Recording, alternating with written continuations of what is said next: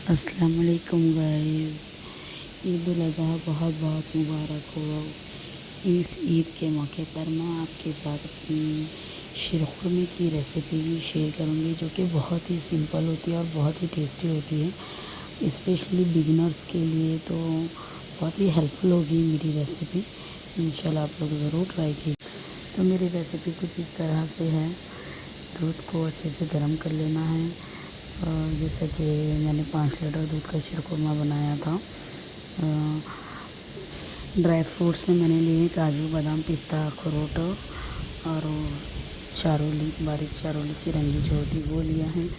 उनको एक 2-3 दिन पहले सोख करके गर्म पानी में बॉईल करके उनको मैंने रखा था रात में, और दूध निकल के उसका मैंने छिलका वगैरह निकाल के उसको अच्छे से फाइन चॉप कर लिया था। चॉप करके नेक्स्ट उनको अच्छे से खुला करके हवा में डाल के वो अच्छे ड्राई हो जाते हैं ना।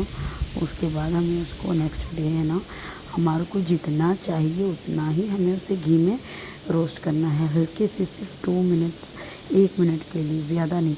अगर हम ज़्यादा उसको रोस्ट करते हैं ना तो उसके अंदर एक खौंट स्मेल आने लग जाती है ड्राई फ्रूट्स में, जो कि शीरखुरमे में आपने कभी ऑब्जर्व किया होगा कि कैसे कि जली जली भुनी भुनी एक स्मेल आती है।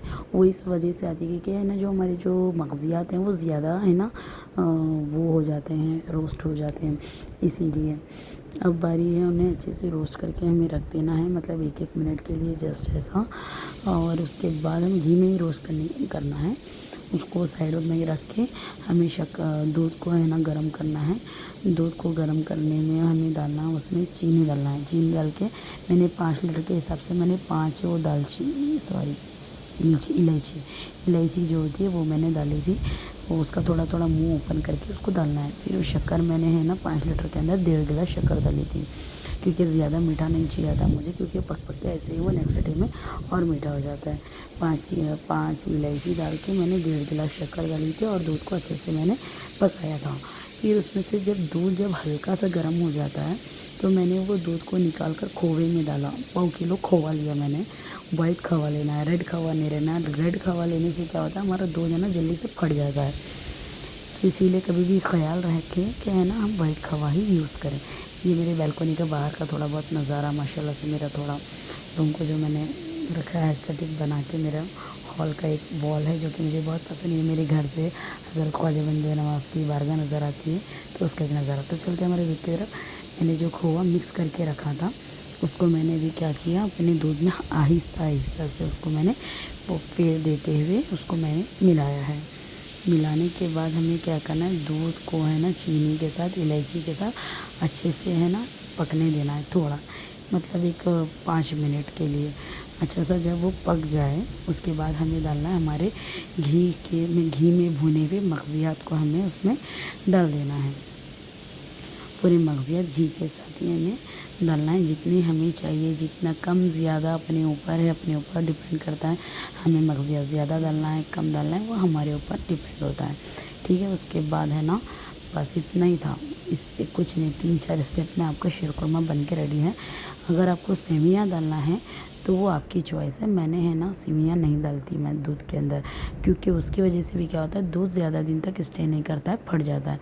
अब हम इसे अच्छी तरह से घुमाते रहेंगे। और हमेशा एक चीज़ का ख्याल रखिएगा कि है ना दूध जब हम बनाते हैं तो जो तपेला हम यूज़ करते हैं उसका तला हमेशा मोटा होना चाहिए, ताकि हमारा दूध नीचे से दाग ना लगे। उस वजह से भी है ना दूध के अंदर एक दाग की स्मेल आती है। अभी हम इसको अच्छे से पकाएंगे, एक आधा घंटा धीमी आंच पर बॉईल होने के लिए हम इसको रख देंगे। एक और चीज़, दूध को जब भी हम गर्म करते हैं ना उसे, जैसे कि अब हमने दूध को कभी भी गरमाना है तो कभी भी हम दूध को शीरखुरमे को गर्म करते हैं तो है ना उसे पूरी तरह से अच्छे से पकना चाहिए। ऐसा नहीं कि तपेला गर्म हुआ या दूध थोड़ा सा गर्म हुआ हमने उसको बंद कर दिया। कभी ये गलती नहीं कीजिएगा। आधा गर्म आधा ठंडा दूध जो होता है उस रीज़न से भी है ना दूध हमारा फट जाता है। जैसे कि आप देख सकते हैं, ऐसा बॉईल हर वक्त जब भी हम गर्म करते हैं शीरखुरमे को तो ऐसा बॉईल आना ही चाहिए दूध में, वरना आपका दूध है ना फट जाएगा। मेरा दूध 15 डेज़ तक नहीं फटता, हमेशा अभी तक, मतलब ईद हो के भी अभी 8 दिन हो गए, अभी भी मेरे फ्रिज में मेरा शीरकुरमा पड़ा हुआ है, अभी तक नहीं फटा, क्योंकि मैंने उसमें सिवियाँ नहीं डाली थी। मैंने अपने दूध को दाग लगने से बचाया। और मैं कभी भी अपना शीरकुरमा गर्म करती हूँ तो उसको मैं ना पूरी तरह से अच्छे से बॉईल करती हूँ, और मैं वाइट खोवा यूज़ करती हूँ। ये कुछ 5-6 चीज़ें हैं जिसका हमें ख्याल रखना चाहिए, उस वजह से है ना आपका दूध लॉन्ग स्टे रहेगा। और एक और चीज़, दूध जैसे गर्म हो जाता है तो उसको पूरी तरीके से कवर नहीं करना चाहिए, उसको थोड़ा सा ना ढक्कन, उसका जो लीड होता है हमेशा खुला रखना चाहिए।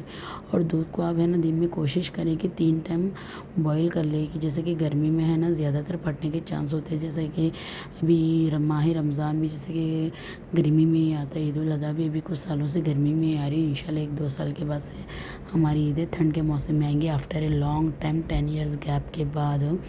तो फ़िलहाल के लिए आप ऐसा देखिए, आप जैसे कि देख रहे हैं वीडियो में मैंने किस तरह से लीड को रखा है, उसी तरह से आप रखिए। मिलते हैं नेक्स्ट वीडियो में, जब तक के लिए अल्लाह हाफिज़, बाय बाय।